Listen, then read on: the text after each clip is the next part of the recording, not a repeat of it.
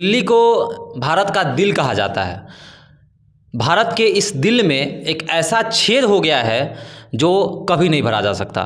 आज के डेट में दिल्ली बिल्कुल भी सुरक्षित नहीं है, क्योंकि राजधानी दिल्ली के ऐसे पॉश इलाके में जहां यह घटना हुई है, वह राजधानी दिल्ली का पॉश इलाका है। लड़की जो है 7:30 के करीब में ओयो के द्वारा वह एक होटल में कमरा ली थी और उस कमरे में वह लड़की अपने सहेली के साथ गई थी और उस सहेली के साथ कुछ लड़के भी थे।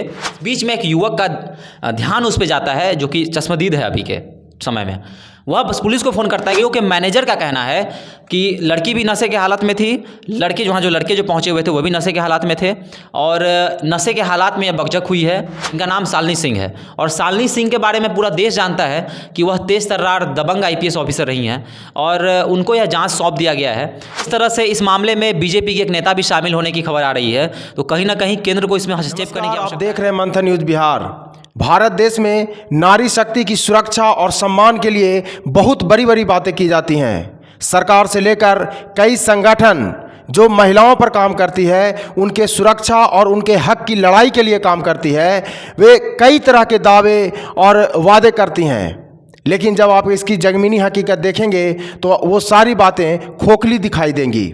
बात 31 दिसंबर 2022 की है, जब पूरा देश नए साल की जश्न में डूबा हुआ था। उस समय भारत की राजधानी दिल्ली में एक बहुत ही बुरी घटना अंजामित हो रही थी।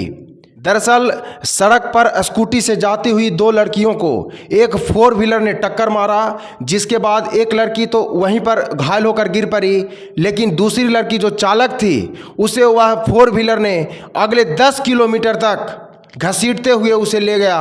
वह दृश्य बिल्कुल कपा देने वाला है। लड़की का पूरा शरीर तो लहूलुहान हो ही गया था, साथ में उसके तन पर एक भी कपड़े नहीं बचे थे। इस तरीके के दर्दनाक हादसे का शिकार वह लड़की अपनी जान गंवा बैठी। जिस तरह यह घटना हुई उसके बाद फिर से लोगों के जहन में एक बार निर्भया कांड याद आ गया। जिस तरीके की दरिंदगी निर्भया कांड में दिखाई पड़ी थी, लोगों के जहन में एक बार फिर से वही दरिंदगी उभर आई। तरह तरह की बातें की जा रही हैं। पुलिस महकमा से लेकर दिल्ली सरकार से लेकर केंद्र सरकार कई तरह की बातें कर रही है। जांच बिठाया गया है। सबको पता है कि दिल्ली देश की राजधानी है और देश की राजधानी में इस तरीके की वारदात का होना कहीं ना कहीं लोगों के जहन में फिर से एक डर का माहौल बना रहा है। आज उन्हीं मुद्दे को लेकर के हमारे साथ चर्चा के लिए मौजूद हैं युवा पत्रकार शुभम जी। शुभम जी, जिस तरीके से दिल्ली में यह लहूलुहान करती हुई वारदात हुई है और जिस तरीके से लोग डरे हुए सहमे हुए हैं, जिस तरीके से लोग निर्भया कांड कहीं ना कहीं उनके मन में आ रहा है, क्या कहना चाहेंगे इस पर? देखिए, जहाँ तक राजधानी दिल्ली की बात है, भारत देश का यह राजधानी है और दिल्ली को भारत का दिल कहा जाता है। भारत के इस दिल में एक ऐसा छेद हो गया है जो कभी नहीं भरा जा सकता। दिल्ली में जिस तरह से 31 दिसंबर के दिन इस युवती के साथ ऐसी वारदात हुई, ऐसी घटना को अंजाम दिया गया, जहां लड़की को 10 किलोमीटर से अधिक तक घसीटा गया गाड़ी से और ऐसा बर्बरतापूर्ण व्यवहार उससे, और उसके वो कभी सोच भी नहीं सकती थी कि उसका मौत इस प्रकार से होगा।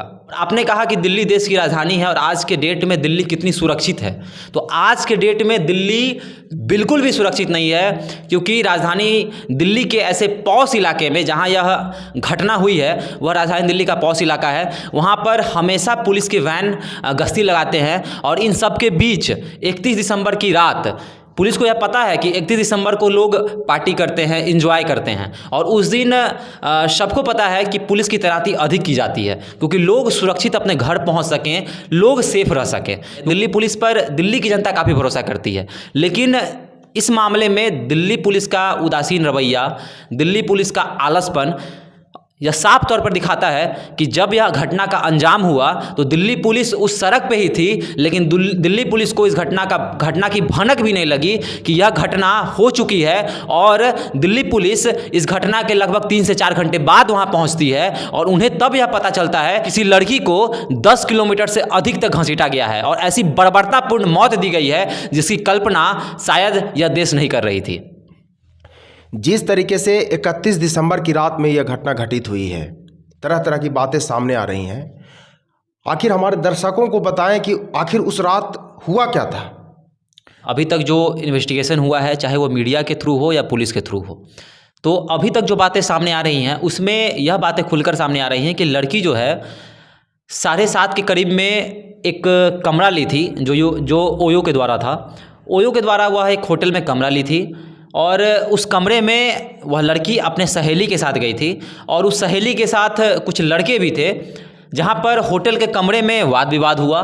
और फिर होटल के ओयो के मैनेजर का कहना है कि उसका एक बयान सामने आया है कि ओयो होटल में कुछ बातें हुई, कहासुनी हुई आपस में, और वह कहासुनी जो है वहाँ पर शांत हो गया और फिर ये लोग नीचे आकर कुछ आपस में वाद विवाद किए और उसमें कुछ लड़के भी शामिल थे।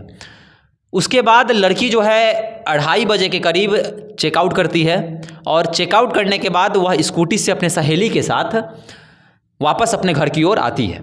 उसी बीच में रास्ते में इसको एक 4 व्हीलर उससे इसको ठोकर मारा जाता है, जिसमें उसकी सहेली जख्मी हो जाती है और जख्मी के हालत में वह वहाँ से भाग जाती है, इस लड़की को छोड़ देती है। और जांच के अनुसार यह सामने आया है कि लड़की जो है उस गाड़ी में फंस के और लगभग 10 किलोमीटर आगे तक जाती है, जहाँ तक इस गाड़ी पे जो स्क्रैच आए हैं उसके द्वारा पुलिस बता रही है कि गाड़ी में फंसकर स्कूटी उसका जो है 10 किलोमीटर तक पहुँचता है आगे। उसके बाद एक जो चश्मदीद है, जो देखा है इस मामले को, वह पुलिस को फ़ोन करता है कि सर, एक गाड़ी में एक लाश जो है नग्न अवस्था में, उस लड़की के तन पे एक भी कपड़ा नहीं है, वह 10 किलोमीटर रगड़ाते हुए जाती है और इस रगड़ने के क्रम में उसके शरीर के सारे कपड़े के चिथड़े उड़ जाते हैं। उसके बाद पुलिस को यह भनक लगती है कि ऐसा मामला दिल्ली में हुआ है और इसके बाद यह घटना प्रकाश में आता है। जब यह घटना हुई उसके बाद उस केस को लेकर के काफ़ी तरीके की बातें की जा रही हैं, तरह तरह के खुलासे भी आ रहे हैं सामने, कुछ जांच भी की गई हैं। वो क्या खुलासे हैं? देखिए, जहाँ तक अभी पुलिस के द्वारा जो खुलासा किया गया है, पुलिस के द्वारा जो इन्वेस्टिगेशन किया गया है, उसमें कहा गया है कि लड़की नशे के हालत में थी। पोस्टमार्टम हुआ है, उसके बाद यह खुलासा हुआ कि लड़की नशे के हालत में, उसकी सहेली भी नशे के हालत में थी। ओयो के मैनेजर का कहना है कि लड़की भी नशे के हालत में थी, जो लड़के जो पहुंचे हुए थे वो भी नशे के हालात में थे और नशे के हालात में यह बकझक हुई है। और पुलिस का यह भी कहना है कि नशे के हालात में स्कूटी चला रही थी और जो भी 4 व्हीलर में जो लड़के थे या फिर जो भी व्यक्ति थे, जो भी 4-5 की संख्या में थे, जब पुलिस उनको पकड़ती है तो उन लोगों का कहना है कि हम भी नशे के हालात में थे और नशे की हालात में गाड़ी चला रहे थे और गाड़ी में काफ़ी साउंड था, गाना बज रहा था। 1 जनवरी की शुरुआत होने वाली थी, ये लोग जश्न में डूबे हुए थे और गाने के वजह से इस लड़की के पीछे फंसे रहने की जो है आवाज़ या फिर कहें जो यह चीज़ इन लोगों को समझ में नहीं आया और यह लड़की 10 किलोमीटर तक घसीटते हुए चली गई। जिनकी गाड़ी से इस हत्या को अंजाम दिया गया है उनका साफ तौर पे कहना है कि जानबूझकर हमने ऐसा नहीं किया है, हम लोगों को उसका भनक नहीं था और कहीं ना कहीं यह चीज़ जांच का विषय है। जिस तरह देश ने निर्भया कांड को देखा है, तो एक बार देश जब इस घटना के बारे में सुना तो देश के लोगों को यह लग रहा था कि निर्भया के जैसे ही इसकी मौत हुई है और यह निर्भया का दूसरा रूप है। पर जिस तरह से यह जांच हुई है उसमें यह साफ तौर पे कहना है कि यह हत्या का घटना है, इसमें हत्या है, इसमें बलात्कार जैसी कोई चीज़ नहीं है। जिस तरीके से इस सारे मामले को पुलिस छानबीन कर रही है, उसकी जांच कर रही है, क्या उम्मीद आपको लगता है ऐसा कि उस लड़की को इंसाफ मिल पाएगा, उसके परिवार को इंसाफ मिल पाएगा? देखिए, कहीं ना कहीं यह बात सही है कि पुलिस को इस विषय में गंभीरतापूर्वक ध्यान देने की आवश्यकता है और जांच करने की आवश्यकता है, क्योंकि यह केस किसी भी ओर मुड़ सकता है। इसमें जल्दीबाजी करने की आवश्यकता नहीं है, जैसा कि दिल्ली पुलिस कर रही है, और इस चीज़ को गंभीरता से लेने की आवश्यकता है। और इस चीज़ को गंभीरतापूर्वक लेते हुए भी गृह मंत्री अमित शाह ने तेज तर्रार दबंग IPS ऑफिसर की इस जांच में सम्मिलित कर दिया है या फिर उनको यह जांच सौंप दिया है, जिनका नाम शालिनी सिंह है। और शालिनी सिंह के बारे में पूरा देश जानता है कि वह तेज तर्रार दबंग IPS ऑफिसर रही हैं और उनको यह जांच सौंप दिया गया है। आने वाला समय जो है कोई ना कोई नए खुलासे ज़रूर होंगे और दिल्ली पुलिस को इस विषय पर जांच करने की आवश्यकता है, क्योंकि जिस तरह से इसकी मौत हुई है और 10 किलोमीटर तक इसके बॉडी को घसीटा गया है, तो कहीं ना कहीं इसमें एक षड्यंत्र है। इसके पीछे कुछ ऐसे बड़े बड़े लोग शामिल हैं जो इस मामले की लीपापोती कर रहे हैं और इस मामले को वो लोग चाह रहे हैं कि इस मामले को लीपापोती करके बंद कर दिया जाए, इसको बंद बोरे में डाल दिया जाए। तो ऐसा नहीं होना चाहिए। मैं दिल्ली पुलिस से भी निवेदन करना चाहूँगा, मैं तेज तर्रार IPS ऑफिसर जिन पर लोग विश्वास करते हैं, पूरा देश विश्वास करता है, उनसे मैं ये निवेदन करना चाहूँगा कि इस मामले की जांच गंभीरतापूर्वक हो। इस मामले की जांच जितने रिपोर्ट सामने आए हैं उनको फिर से देखा जाए। अभी तो फॉरेंसिक रिपोर्ट भी आनी बाकी है, तो उस गाड़ी की जांच हो, क्योंकि उस गाड़ी पे जो निशान हैं वह किस प्रकार के निशान हैं। कहीं ना कहीं उस गाड़ी से जानबूझकर लड़की को घसीटा गया है और वह रात जो है उस लड़की के लिए एक क्या षड्यंत्र किया गया, इस षड्यंत्र के तहत उस लड़की को मारा गया है। यह सभी चीज़ जांच का विषय है और इस विषय पर दिल्ली पुलिस को जांच करने की आवश्यकता है। और मुझे लगता है कि इस विषय में कुछ और छुपा हुआ है। अगर इसकी जांच हो तो यह कहीं ना कहीं मामला रेप का भी हो सकता है।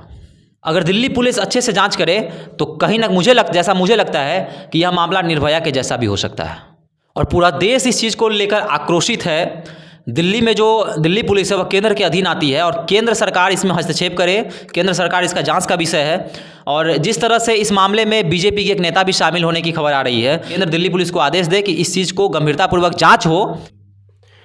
जिस तरीके से निर्भया कांड के बाद कहीं ना कहीं निर्भया के जो आरोपितों को जिस तरीके से सज़ा हुई, उसके बाद कहीं ना कहीं दिल्ली, हालांकि छिटपुट घटनाएं तो होती ही रहती हैं, लेकिन बड़ी घटना अभी तक नहीं हुई थी।